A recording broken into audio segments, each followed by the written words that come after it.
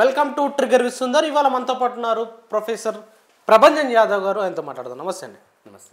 మనుస్మృతి సంబంధించి దహనం చేసిన రోజు డిసెంబర్ 25వ రోజు బాబాసాహెబ్ అంబేద్కర్ ఒక సమూహంతో మనుస్మృతిని దహనం చేసిన రోజు. అసలు ఆ పరిస్థితులలో మనుస్మృతిని దహనం చేయాల్సిన అవసరం ఏమొచ్చింది, ఎందుకు దహనం చేశారు ఆ సందర్భంగా అంటే ఏం చెప్తారు? భారతదేశంలో విదేశీయులు వలస వచ్చిన వాళ్ళు ఆర్యులు క్రమంగా మొత్తం మూలవాసుల మీద ఆధిపత్యం చెలాయించాలనుకుంటే అప్పటికి ఇక్కడ వర్ణ విభజన కానీ కుల విభజన కానీ ఎలాంటివి లేవు. గణం, ఇప్పుడు మన గణతంత్రం అంటాం. అంబేద్కర్ బాగా ఆలోచించే రిపబ్లికన్ పెట్టాడు. అంటే ప్రజలు వాళ్ళే పరిపాలించుకోవడం గణతంత్రము. ఆ గణం వాళ్ళని పరిపాలించుకుంటారు. సో ఊరికి ఉదాహరణకి ఒక కోయగూడెము గోండుగూడెమో చూసుకుంటే ఒకటే కులం ఉంటుంది అక్కడ. మనం కులం అనుకుంటే ఒకటే కులం, ఒక సమూహం. ఆ సమూహంలో ఎవరో ఒక బుద్ధిమంతుడు పెద్ద మనిషిగా లీడర్గా ఉంటాడు, ఆ గూడెం పెద్ద. సో ఆ విధంగా భారతదేశంలో అనేక సమూహాలు వాళ్ళు పరిపాలించుకునేవాళ్ళు. సమష్టిగా అందరూ పనిచేసేవాళ్ళు, వాళ్ళ శక్తి మేరకు పనిచేసేవాళ్ళు. వచ్చిన ఆ కలెక్టివ్గా సంపాదించిన ఆహార ఉత్పత్తులను కూడా వాళ్ళ అవసరాల మేరకు వాడుకునేవాళ్ళు. నిజం చెప్పాలంటే అదొక కమ్యూనిస్టు భావజాలం. కమ్యూన్స్, వాళ్ళే గణాలు సమూహాలు అంటాం. సో ఆ విధంగా వచ్చినటువంటి భారతదేశంలో విదేశీయులు వచ్చేసి వాళ్ళు వచ్చిందే వలసవాదంతో దోపిడీ చేయడానికి, దోచుకపోవడానికి, పెత్తనం చేయడానికి, ఆధిపత్యం చేయడానికి వచ్చిన వాళ్ళు. ఆ వచ్చిన వాళ్ళు ఇక్కడున్న ప్రజల మంచితనం, భారతీయులు చాలా స్వచ్ఛమైన మనసుతో ఉన్నవాళ్ళు మూలవాసులు. సో వీళ్ళని చూసి ఆ కుట్రలు కుతంత్రాలతోటి వీళ్ళని జయించవచ్చు అని చెప్పి ఒక పన్నాగం పన్నారు. సో దానికి ఏం చేశారు, ఇక్కడ వచ్చి వాళ్ళే ఇక్కడ మూలవాసుల్లాగా వాళ్ళని పోర్ట్రేట్ చేసుకుంటూ, సో వాళ్ళు ఏం చేసి ఈ దేశాన్ని మొత్తం పరిపాలించడానికి, ఇక్కడ ప్రజల మీద పెత్తనం చేయడానికి వాళ్ళు ఒక శాసనంలాగా రాసుకున్నారు. దాన్నే ధర్మసూత్రాలు అన్నారు. మనుస్మృతి అంటే మను అనేట ఆయన ఎవరు ఏ విధంగా ఉండాలి, ఏ పని చేస్తే దానికి ఏ శిక్ష ఉంటుంది అనేది ఒక శిక్షా స్మృతి రాసినాను. ఇప్పుడు ఇండియన్ పీనల్ కోడ్ను కూడా భారత శిక్షా స్మృతి అంటాం. సో స్మృతి అంటే ధర్మాలు అనే అర్థం ఉంది, జ్ఞాపకం అనే ఒక అర్థం ఉన్నది.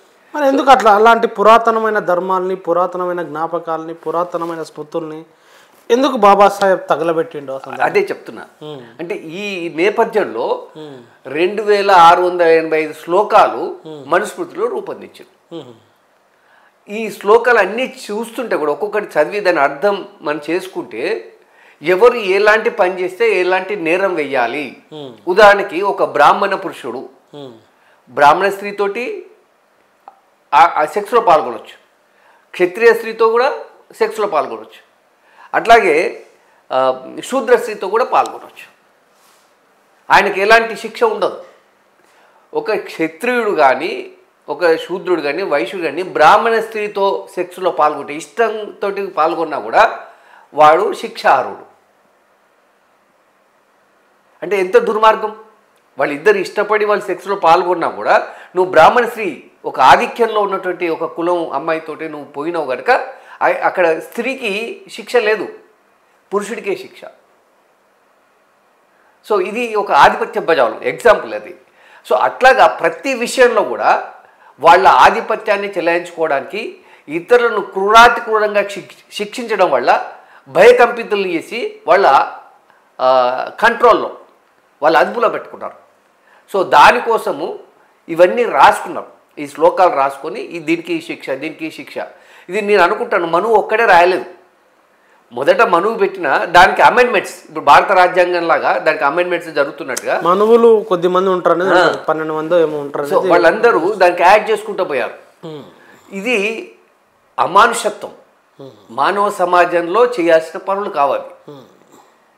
కనుక బాబాసాహెబ్ అంబేద్కర్ భారత సామాజిక, సాంస్కృతిక, ఆర్థిక, రాజకీయ అంశాలపై క్షుణ్ణమైన అవగాహన గల వ్యక్తిగా, సో ఆర్థిక రాజకీయ విషయాల కన్నా సామాజిక సాంస్కృతిక విషయాలే బలమైన ప్రభావం చూపెడతాయి. కనుక దీన్ని ఒక సంకేతంగా ఒక సింబాలిక్గా ఏం చేసిండు, ఈ మనుధర్మ శాస్త్రం అమానుషమైంది, మనుషుల మానవాళికి శ్రేయస్సు కోరుకునేది కాదు. సో ఇది వర్ణ విభజన చేసింది, వర్ణ విభజనలో కుల విభజన చేసింది, కుల విభజనలో శాఖోపశాఖలుగా చేసి మనుషుల్ని అంటరాని వాళ్ళుగా చేసి ఊరవతల పెట్టింది.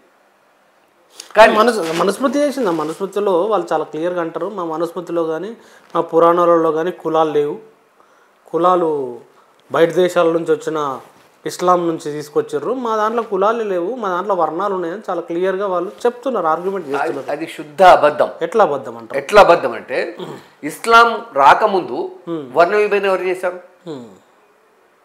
అదే బ్రాహ్మణ్య, క్షత్రియ, వైశ్య, శూద్ర అనేది విభజన ఎవరు చేశారు? వర్ణ విభజన చేసినాము, అది క్వాలిటీస్ ని బట్టి అంటారు. క్వాలిటీస్ ని బట్టి వాళ్ళు. ఇప్పుడు నేను ఒక ప్రొఫెసర్, నేను బ్రాహ్మణ్ అవుతానా? నువ్వు ఒక సీనియర్ జర్నలిస్ట్, నువ్వు బ్రాహ్మణ్ అవుతావా? మన మెథడ్స్తో పనిచేస్తున్నాం కదా. సో ప్రొఫెసర్ అయినా జర్నలిస్ట్ అయినా మనం పుట్టి పెరిగిన కులమే ఆపాదిస్తున్నది, చచ్చిపోయిన తర్వాత కూడా చాకలేలం అంటున్నాం ఇవాళ. సో కులం అనేది అంత స్థిరీకరించబడినటువంటి విషయం. కులాన్ని మేము తీసుకురాలేదు అంటున్నారు ఆర్గ్యుమెంట్. 100% వాళ్ళే తీసుకొచ్చారు. ఎట్లా పురాణాల్లో కులాలు ఉన్నాయేమన్నా ప్రస్తావన ఉందా? పురాణాల్లో ఉన్నాయి, వాళ్ళ వేదాల్లో కూడా కులం ఉంది.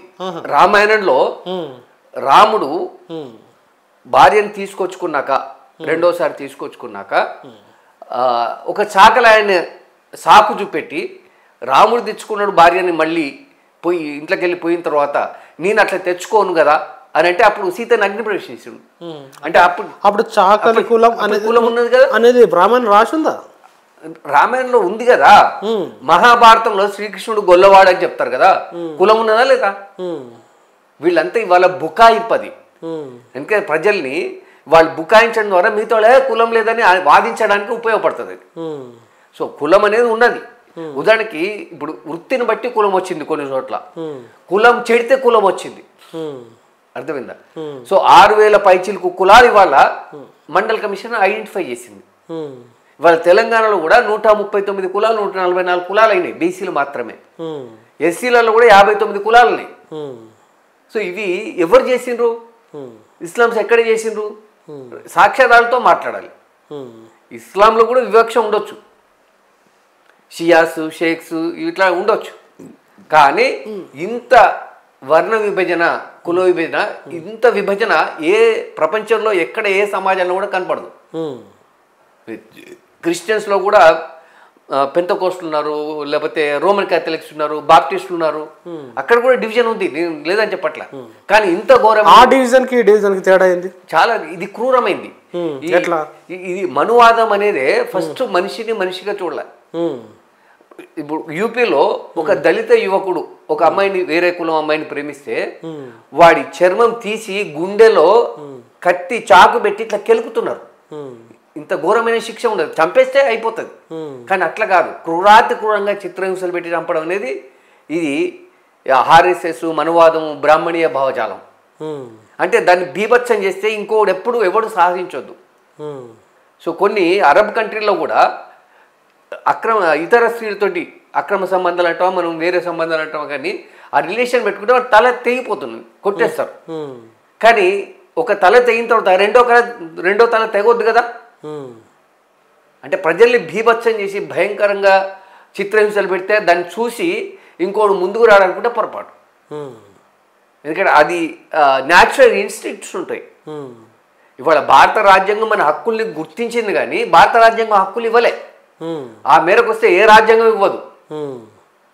అయితే ఇక్కడ ఇదే మనుస్మృతిని, అంటే ఎప్పుడైతే బాబాసాహెబ్ అంబేద్కర్ 1927 డిసెంబర్ 25న కాల్చిన ఈ మనుస్మృతిని భారత రాజ్యాంగానికి ప్లేస్లో పెట్టాలి, మనుస్మృతి మా ప్రాచీన రాజ్యాంగం అని ఇప్పుడు ఒక ఆర్గ్యుమెంట్ జరుగుతుంది. దాన్ని ఎట్లా చూడాలి?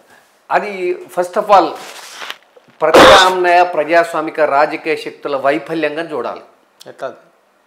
ఎట్లంటే ఇవాళ బీజేపీ, ఆర్ఎస్ఎస్ వాళ్ళు అధికారంలోకి వచ్చి ఏ విధంగా వచ్చిండ్రు? వాళ్ళు ప్రజాస్వామ్యయుతంగా భారత రాజ్యాంగం ప్రకారము ఓట్ల ద్వారా వచ్చిండ్రు. భారత రాజ్యాంగమే ఎమ్మెల్యే కావడానికి ఈ అర్హతలు ఉండాలి, ఓటర్కి ఈ అర్హతలు ఉండాలి. సో ఆ విధంగా ఒక అడల్ట్ ఫ్రాంచైజ్ అంటే 18 సంవత్సరాలు నిండిన ప్రతి ఒక్కరికి ఓటు హక్కు ఇచ్చింది, 25 సంవత్సరాలు నిండిన వాడికి ఎమ్మెల్యేగా పోటీ చేసే అధికారం ఇచ్చింది. సో దాన్ని ఉపయోగించుకొని అధికారానికి వచ్చారు వాళ్ళు. ఆ ఓట్లు వేయించుకోవడంలో ఈ ప్రత్యామ్నాయ రాజకీయ ప్రజాస్వామిక శక్తులు విఫలం చెందారు. వీళ్ళు ఏం చేశారు, వాళ్ళకు వాళ్ళు విభజించి వర్గ నిర్మూలన అంటమా ఇంకోటి అంటమా, వర్గ నిర్మూలనని పక్కన పెట్టించి శీలిక వర్గ నిర్మూలనకే పాల్పడుతున్నారు. ఒకటి మీద ఒకటి పరస్పర ఆరోపణలు చేసుకుంటున్నావు. నువ్వు విడిపోయి నువ్వు ఎంత బిల్డప్ చేసినావు. నువ్వు ప్రధాన శత్రువు ఎవరు ఇక్కడ? ఈ భూస్వామ్య పెట్టుబడిదారీ బ్రాహ్మణీయ భావజాల శక్తులు. నిజానికి వాళ్ళ ఈ కులము వర్గం అనే విషయానికి వస్తే ఇటు కమ్యూనిస్టు పార్టీలు, అటు బహుజన సమాజ్ పార్టీ లేదా సామ్యవాద భావజాలం ఉన్న పార్టీలు వాళ్ళే వెళ్ళాలి. మనుస్మృతి అనేది భారత రాజ్యాంగం రిప్లేస్ అనుకున్న సందర్భంలో మనుస్మృతిని ఇంప్లిమెంట్ చేస్తే భారత రాజ్యాంగంలో ఉన్న హక్కులకు సంబంధించిన చర్చ కూడా ఒకవైపు క్లియర్గా జనాల ముందు పెట్టాల్సిన ఆర్గ్యుమెంట్, ఆల్టర్నేటివ్ ఆర్గ్యుమెంట్స్ పెట్టాలనుకున్నప్పుడు అసలు ఏమేమి ఆర్గ్యుమెంట్స్ పెట్టాలి, ఎట్లా ఎడ్యుకేట్ చేయాలి జనాన్ని? భారత రాజ్యాంగం చాలా ప్రజాస్వామికమైంది. ప్రపంచంలో అతిపెద్ద ప్రజాస్వామ్య ఆలోచనల్ని దాంట్లో చొప్పించి దాన్ని నిర్మించింది. ఇవాళ ఈ మనుస్మృతి అనేది అప్రజాస్వామికం, అమానవీయమైంది, క్రూరంగా శిక్షలు వేసేటువంటిది స్మృతి. సో ఇవాళ అది రావడం మూలన మళ్ళీ వర్ణ విభజన వస్తుంది, అంటే వర్ణాధిపత్యం అనేది ఉంటుంది. సో ఇవాళ భారత రాజ్యాంగం అనేది ఒక ప్రజాస్వామిక పద్ధతిలో ప్రపంచంలోని అనేక రాజ్యాంగాల్ని అధ్యయనం చేసి ఒక ఉన్నతమైన శ్రేష్టమైనటువంటి రాజ్యాంగాన్ని రూపొందిస్తే దానికి తూట్లు పడవడానికి ప్రాచీన రాజ్యాంగం, భారత ప్రాచీన రాజ్యాంగం ఉంటుంది. అసలు భారతదేశంలో ఎవరు రాసిండ్రు, ఏ ప్రజలను ఆలోచించి రాసిండ్రు, ఏ కమిటీ ద్వారా చేసిండ్రు? భారత ప్రజలైనా వాళ్ళు అసలు రాసింది? వాళ్ళ మనుస్మృతి రాసిన భారతదేశం వలస కాదా? కాదు, వాళ్ళంతా వలసవాదులు. అంటే జర్మనీ ఆ ప్రాంతం నుంచి వలస వచ్చిన ఆర్యులు, వాళ్ళు వాళ్ళకు అనుకూలమైనటువంటిది రాశారు. ఇవాళ ప్రజల ఓట్లకు పుట్టేటువంటి ఈ అధికారము ప్రజల స్వామ్యం ఉంది కదా. ఇవాళ బీజేపీని ఎన్నుకున్నా, కాంగ్రెస్ ఎంచుకున్నా, బీఆర్ఎస్ని ఎన్నుకున్నా వాళ్ళంతా ప్రజల ఓట్లేసి ప్రజలు గెలిపించుకున్నారు. అక్కడ వాళ్ళ ఇన్వాల్వ్మెంట్ ఉంది. సరే ఓట్లు అక్కడక్కడ అమ్ముకున్నా అదైనా కూడా ప్రజల ఇన్వాల్వ్మెంట్ ఉంది. సో మనుస్మృతి నాటికి ఏ ప్రజల్ని ఇన్వాల్వ్ చేసి ఎవరి ప్రతినిధులతోటి రాశారు మీరు? ఆ 12 మంది మనోళ్ళు ఉన్నా కూడా వాళ్ళు ఎవరు రిప్రజెంటేటివ్స్? కేవలం ఆధిపత్య బ్రాహ్మణీయ ఆర్య భావజాలాన్ని రిప్రజెంట్ చేసే ప్రతినిధులు మాత్రమే వాళ్ళు. కనుక వాళ్ళు ప్రజల సంక్షేమం గురించి ఆలోచించలే, ప్రజల స్వేచ్ఛ గురించి ఎక్కడ లేదు. సో మనుషుల్ని కడుహీనంగా చూసి ఇప్పుడు వీళ్ళ వాకిలి వాడు తొక్కితేనే అంటుపడుతుంది. ఒక మిత్రుడు ఒక కథ చెప్పే చిన్నది ఏంటంటే, ఒక కూలైన ఆయన జీతగాడు వాళ్ళ పొలంలో పనిచేసి కూరగాయలు తెంపుకొని వచ్చి అరుగు దగ్గర ఉండి ఆ దొరసాన్ని పిలిచిండు. బాపరామని ఎవరినో అమ్మగారని పిలిచారు. ఆమె వచ్చి అమ్మగారు నేను కూరగాయలు తీసుకొచ్చావరని ఒక బేసిన్ తీసుకొచ్చి అక్కడ పెట్టి అందులో వేసింది అరుగు మీదనే. సో తర్వాత నీళ్ళతోటి కడుక్కొని తీసుకుపోయి లోపల పెట్టుకుంది, ఎందుకంటే అవి అంటుపడ్డాయని. మరోనాడు ఆయన రైస్ మిల్లు కాంచి రైస్ బ్యాగ్ ఎత్తుకొని వచ్చి అదే అరుగు మీద వేయండు. అరే విధవ అక్కడేస్తావా, ఇంట్లోకి తీసుకురా అని చెప్పేసి ఇంట్లో వేసినాక పసుపు నీళ్ళు తీసుకొచ్చి చల్లింది. అంటే అవి పవిత్రమైపోయినాయి. ఇవేమో కూరగాయలేమో కడుక్కుంది పూర్తిగా, మరి బియ్యం కూడా అట్లా కడుక్కొని వేసుకోవాలి కదా, వేయకుండా పసుపు నీళ్ళు చల్లేసి అది పవిత్రమైపోయింది. ఇంకొక నాడు ఆయన రేషన్ షాప్ నుంచి ఒక షుగర్ బ్యాగ్ ఎత్తుకొస్తే బియ్యం వేసిన కాడ అయిపోతే అక్కడ కాదని ఇంట్లో లోపలికి తీసుకుపోయి ఒక స్టోర్ రూమ్లో వేయించుకుంది. అంటే వాళ్ళ అవసరాల కోసము అంతరం ఏమైంది, వాకిట్ల నుంచి ఇంకో రూమ్ నుంచి ఇంకో రూమ్లోకి మారిపోయింది. అక్కడ దాకా వాడిని అలో చేసింది. మరి మొదటి రోజు ఎందుకు వేయలేదు? కనుక ఈ దేశంలో ఉత్పత్తి శక్తులు, సేవా కులాలు వాళ్ళతోటి అన్ని పనులు చేయించుకుంటారు, కానీ వాళ్ళు మనుషులుగా చూడనటువంటి దుర్మార్గమైన నీతే మనుధర్మం. ఇందులో ఉన్నవన్నీ కూడా శిక్షలే. ఏ పని చేస్తే ఏం చేయాలి, చేస్తే ఏం చేయాలి. మరి వాళ్ళ అవసరాల కోసం వాడు పండించిన పంట తినవచ్చు, వాళ్ళు చేసే సేవలు వినియోగించుకోవచ్చు, అదే మంగలి కట్ చేయవచ్చు, చాకలి బట్టలు పిండొచ్చు, యాదవులు పాలు పోయొచ్చు, అనేక రకాల ఉత్పత్తుల సేవల్ని ఆరగించే వాళ్ళు ఆ ఉత్పత్తి శక్తుల్ని సేవా కులాలని ఎందుకు దూరం పెడుతున్నారు? మనుషులుగా కనీసం మనుషులుగా గుర్తించమంటున్నారు. గుడి కట్టేది వాడు, పునాది తవ్వేది వాడు, పెయింటింగ్ వేసేవాడు వాడు, దేవుని చెక్కేది వాడు, ఆ గుడిలోకి వాడు రావద్దంటారు. సో ఇలా మనుధర్మ శాస్త్రం గురించి మనుస్మృతి గురించి చెప్పుకుంటే అమానవీయ సంఘటనలు అనేక ఉన్నాయి. చరిత్ర పొడుగునా అవే జరిగినాయి. ఎక్కడ కూడా వాళ్ళు మనుషులుగా చూడలేదు. ఇక్కడ ఇప్పుడు 2023 సందర్భంగా 23లో ఉన్నాం మనం. ఇంకో సార్వత్రిక ఎన్నికలు 6 నెలల్లో రాబోతున్నాయి.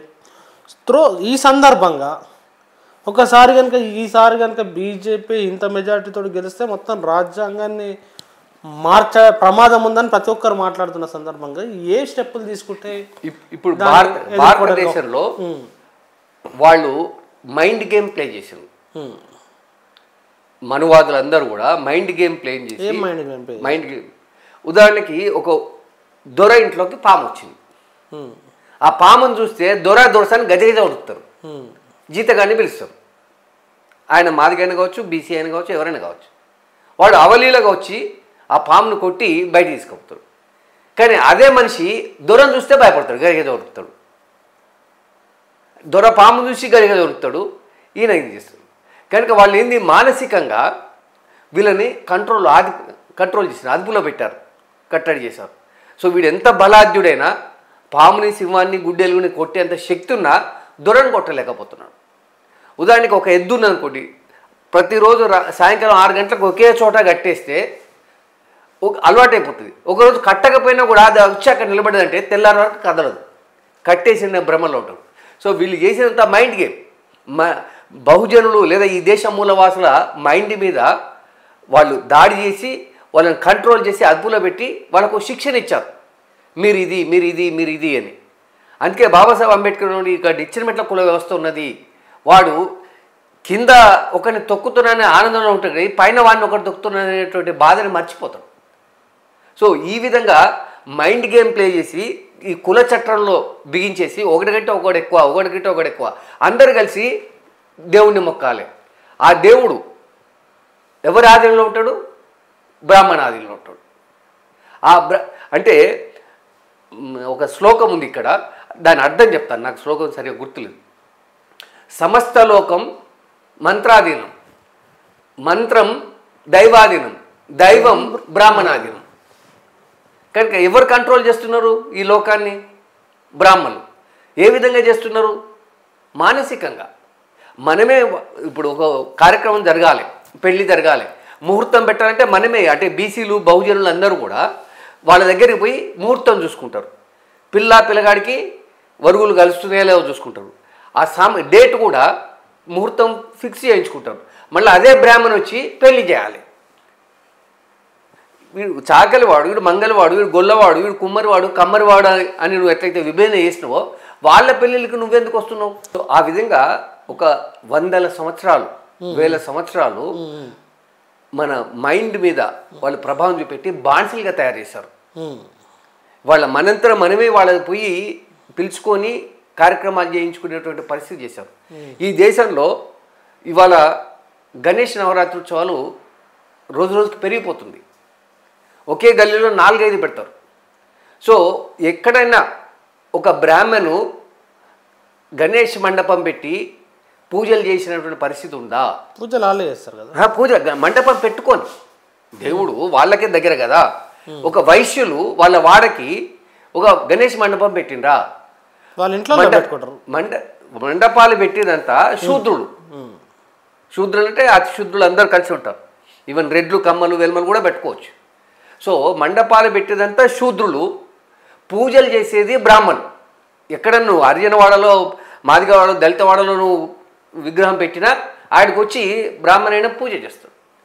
ఆ పూజా సామాగ్రి అమ్ముకుంటైనా వైశ్యుడు.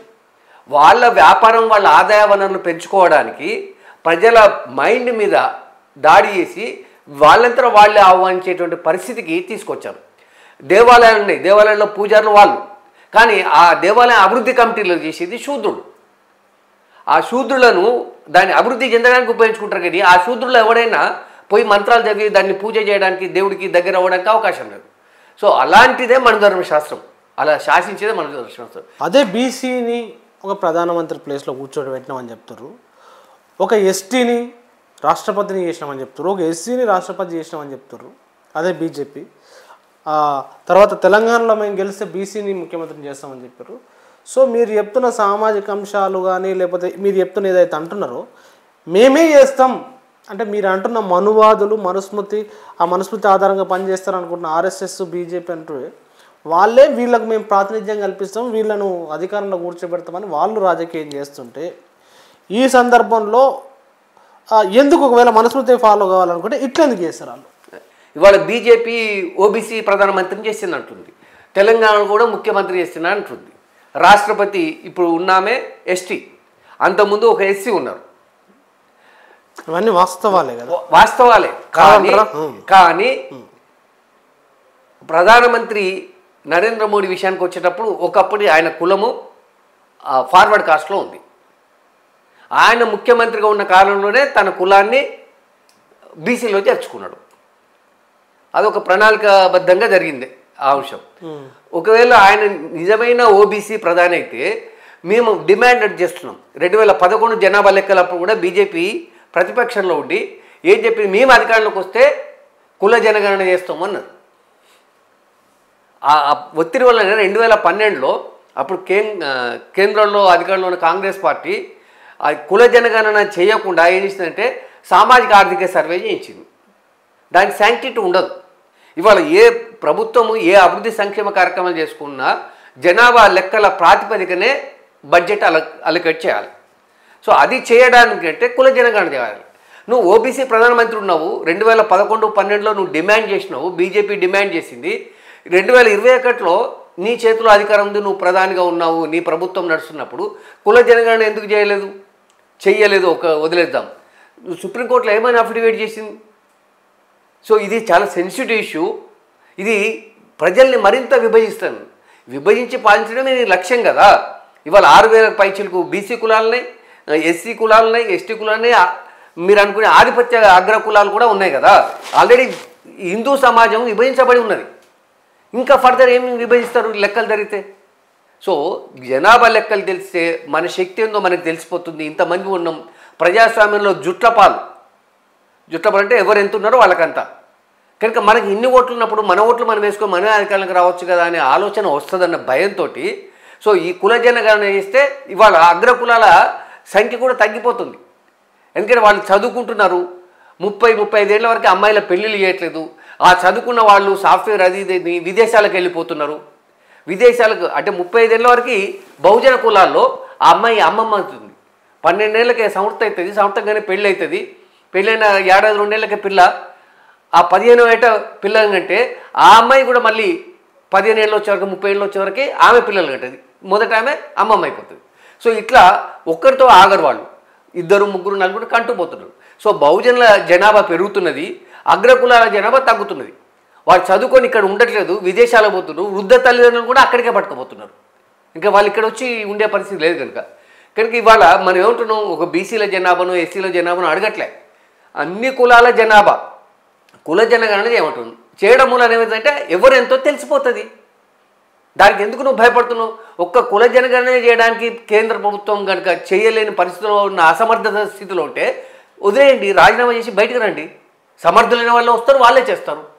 నువ్వు ప్రతిపక్షంలో ఉంటే ఒక రకంగా మాట్లాడతావు, అధికారంలో ఉంటే మరో రకంగా మాట్లాడతావా? కనుక చేయలేదు. ఒకటి, అరే నిజమైన బీసీ కాదని తేలిపోతుంది. రెండోది, చట్టసభల్లో బీసీ రిజర్వేషన్లు పెట్టాలని మండల్ కమిషన్ సిఫార్సులలో ప్రధానమైన డిమాండ్. సో ఎందుకు మండల్ కమిషన్ సిఫార్సులను అమలు చేయట్లేదు? సింగ్ అమలు చేస్తానని ప్రకటించినప్పుడు కూడా అప్పుడు బీజేపీ ప్రభుత్వము బయట నుంచి సపోర్ట్ చేసింది. వాళ్ళు విత్డ్రా చేసుకోవడం మూలానే ఆ ప్రభుత్వం, వీపీ సింగ్ ప్రభుత్వం కూలిపోయింది. అప్పుడు మండల్ వ్యతిరేకంగా కమండల్ ఉద్యమం తీసుకొచ్చి ఇదే అద్వానీ మోడీ సారథ్యంలో అప్పుడు వాళ్ళు రామ జన్మభూమి రథయాత్ర మొదలుపెట్టింది. అది బీసీలకి బహుజనులకు వ్యతిరేకమైంది. ఇవాళ కూడా ఏమడుగుతున్నావు, మండల్ కమిషన్ సిఫార్సులు అమలు చేయండి. నువ్వు నిజంగా ఓబీసీ ప్రధాని అయితే బీసీలకు నువ్వు చట్టసభలో రిజర్వేషన్ పెట్టవచ్చు కదా. మనకు సామెత ఉంది, వడ్డించేవాడు మనోడైతే ఏ బంతిలో కూర్చున్నా మనకి తునకలు పడతాయని. సో నువ్వు ఓబీసీయే కదా, నువ్వు ఓబీసీ ప్రధానివే, నువ్వు చట్టసభలో బీసీలకు రిజర్వేషన్ ఎందుకు పెడతలేవు? మేము అడుగుతున్నాం. మా ప్రాతినిధ్యం, మా జనాభా ఎంత ఉందో అంత ప్రాతినిధ్యం కావాలంటున్నావు. నువ్వు బీసీ ముఖ్యమంత్రి అని తెలంగాణ విషయానికి వచ్చినావు. బీసీ పార్టీ రాష్ట్ర శాఖ అధ్యక్షుడు ఉన్న బండి సంజయ్ని తీసేసి ఒక ఆధిపత్య కులం రెడ్డిని పెట్టినావు. నువ్వు బీసీని ముఖ్యమంత్రి చేస్తా అంటే ఎవరు నమ్ముతారు? అది కూడా ఎలక్షన్ల దగ్గర వచ్చినాక. సో నీకు నిజంగా ఉంటే ఇప్పుడు ప్రకటించి 5 ఏళ్ల వరకు చేయి, అప్పుడు నేను ప్రజలు గుర్తిస్తారు, నమ్ముతారు. నువ్వు ప్రజా వ్యతిరేకమైన నోటితో మాట్లాడి నొసటితో ఎక్కిరించాలని ఒక సామెత ఉంది. సో నువ్వు బయటికి మాత్రం బీసీ ముఖ్యమంత్రిని చేస్తాం, బీసీ ప్రధాని అని చెప్తున్నావు. నువ్వు చేసే కార్యక్రమం, నీ కార్యాచరణ మొత్తం వీళ్ళకి వ్యతిరేకంగా ఉన్నది. అందుకని ప్రజలు విశ్వసించరు. ఈసారి మోడీ గెలవడు. గెలవడు. హ్యాట్రిక్ కొట్టబోతున్నా అని చాలా కరాఖండిగా చెప్పిండు. మొన్న 4 రాష్ట్రాల ఎన్నికలు అయితే ఒక 3 రాష్ట్రాలు కొట్టింది బీజేపీ. మొన్న కేసీఆర్ కూడా అదే చెప్పిండు. అది మ్యానిపులేట్ చేసిన ఆరోపణలు ఉన్నాయి 3 రాష్ట్రాల్లో కూడా గెలవడానికి. సో ఆ డీటెయిల్స్ మనము టెక్నికల్ ఇష్యూస్ టెక్నికల్ ప్రూవ్ కావాలి. సో నిజంగా నువ్వు ప్రజలకు చేరువైతున్నావా, దూరం అవుతున్నావా? మోడీ నువ్వు చట్టసభలో బీసీ రిజర్వేషన్ పెట్టు, శాశ్వతంగా నువ్వే ప్రధాని సత్యదాకా. నువ్వు ఓబీసీ ప్రధాని కదా, ఎందుకు చేయడానికి వెనకాడుతున్నావు? ఇప్పుడు ఆయన అంటాడు ఆర్ కృష్ణ లాంటి వాళ్ళు పోయి రిప్రజెంటేషన్ ఇచ్చి చట్టసభలో బీసీ రిజర్వేషన్ పెట్టమంటే, మీరు నా కుర్చీ కదిలేటువంటి ఉద్యమాలు చేస్తే నేను పెడతాను అన్నాడు. ఈడబ్ల్యూఎస్ రిజర్వేషన్ 10% పెట్టినావు కదా, నీ కుర్చీ కదిలిచ్చే ఉద్యమాలు చేసిండ్రా వాళ్ళు? చట్టసభలో మహిళా రిజర్వేషన్ బిల్లు 96 నుంచి ఆగిపోయింది. ఇవాళ బిల్లు పెట్టినావు, ఆగిపోయింది ఎందుకు? అప్పుడు బీజేపీలో ఉన్న 2 ఎంపీలు వ్యతిరేకించారు ఆ బిల్లుని, బండారు దత్తాత్రేయ, ఉమాభారతి. వీళ్ళకి తోడు శరద్ యాదవ్, లలు యాదవ్, ములాయం సింగ్ యాదవ్, ఆ తర్వాత మాయావతి, 6 ఎంపీలు అడ్డుకోవడం వలన ఆ రోజు లోకసభలో వీగిపోయింది. రాజ్యసభలో కాంగ్రెస్ బిల్లు పాస్ అయింది. సో ఇప్పుడు కూడా రాజ్యసభలో పాస్ అయింది, లోకసభలో బీజేపీ మెజారిటీ ఉండడం వలన దాన్ని పాస్ చేస్తున్నాడు. సో నువ్వు ఓబీసీ ప్రధానమైనప్పుడు ఈ బిల్లు ఎందుకు ఆగిపోయిందని ఆలోచించాలి కదా. కోటాలో మా వాటా ఏంది అని అడిగినప్పుడు, సో అదే వాటా నువ్వు పెట్టినవా? బీసీ మహిళలకు పెట్టినవా అంటున్నా. సో నిన్ను ఎట్లా ఓన్ చేసుకుంటారు ప్రజలు? నువ్వు హ్యాట్రిక్ కొడతా అంటే ఏదైనా మ్యానిపులేట్ చేసే కొట్టాలి.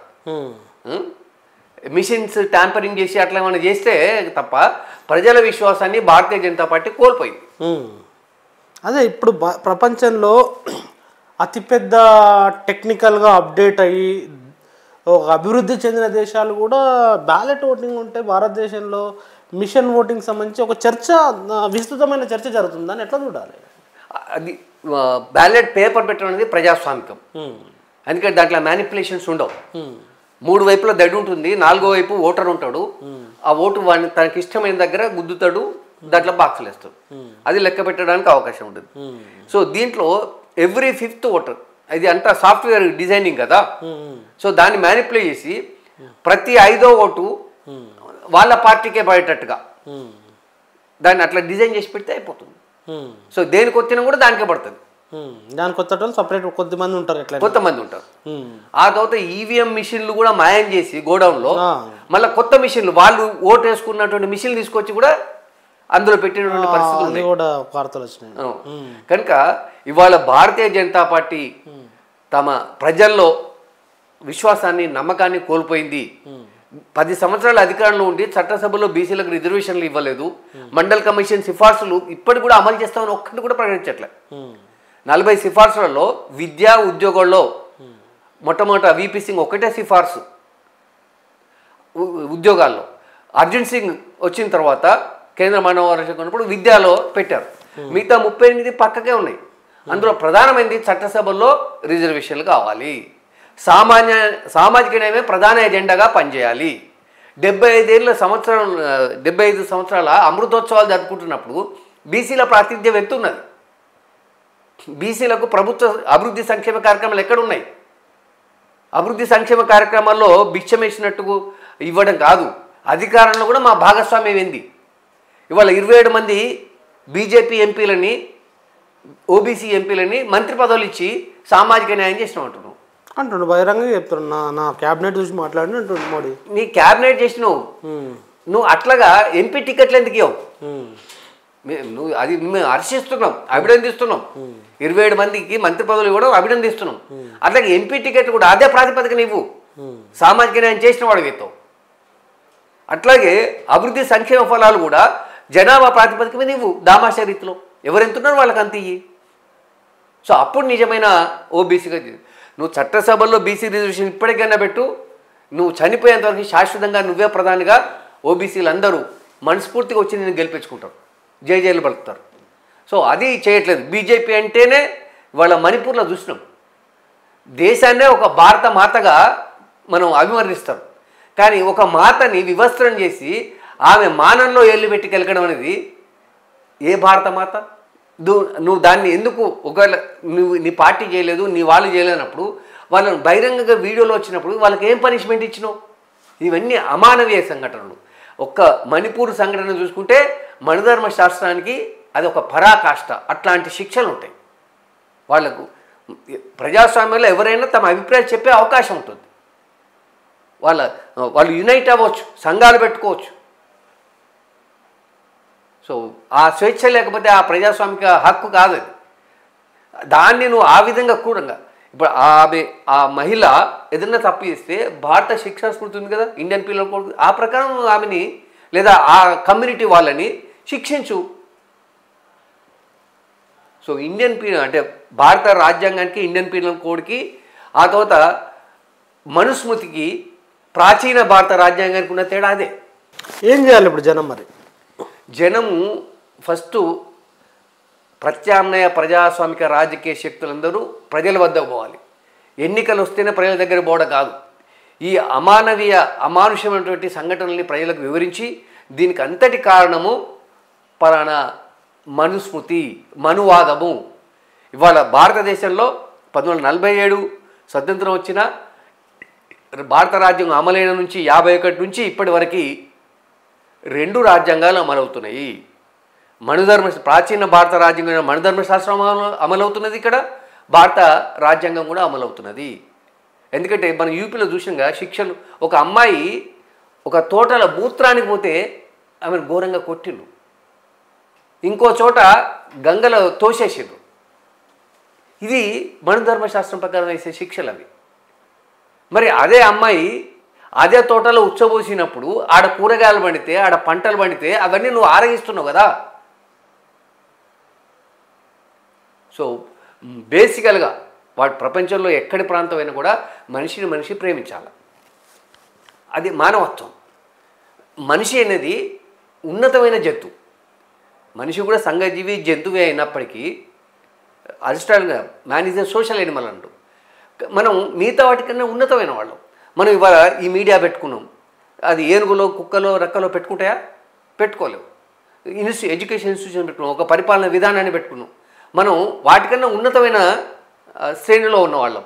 సో కనుక మనం మన ఆలోచనలు, మన భావాలు కూడా ఉన్నతంగా ఉండాలి, సాటి మనిషిని ప్రేమించాలి, మానవత్వంగా ఉండాలి.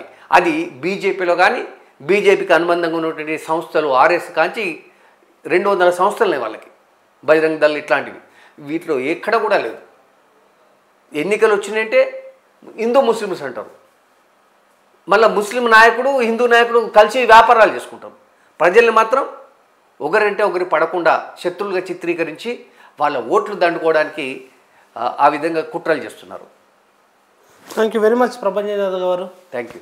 T10కి వచ్చి అనేక అంశాల మీద భారత రాజ్యాంగం ఏంది, మనుస్మృతి ఏంది, వీటి మధ్యలో తేడా ఏంది, ఇప్పుడున్న రాజకీయ పరిస్థితుల్లో ప్రజలు ఏం చేయాలి, మిగతా లౌకిక శక్తులు అంటామో, ప్రజాస్వామిక శక్తులు అంటామో, ప్రత్యామ్నాయ పార్టీలు అంటామో వాళ్ళు ఏం చేయాలనే అంశాల మీద మీ అభిప్రాయాలని ఒక ప్రొఫెసర్గా, ఒక మేధావిగా జనం ముందు ఉంచారు. Thank you very much. ప్రజలారా విన్నారు కదా, అనేక అంశాలని చాలా పాయింటెడ్గా ప్రభంజన్ యాదవ్ గారు మీ ముందు ఉంచారు. మరి ఆయన చెప్పిన అంశాల్లో వాస్తవాలు ఉన్నాయా, ఆర్గ్యుమెంట్స్ కరెక్టేనా, మీరేమనుకుంటున్నారు కామెంట్ రూపంలో రాయండి. Thank you very much. చూస్తూనే ఉండండి T10.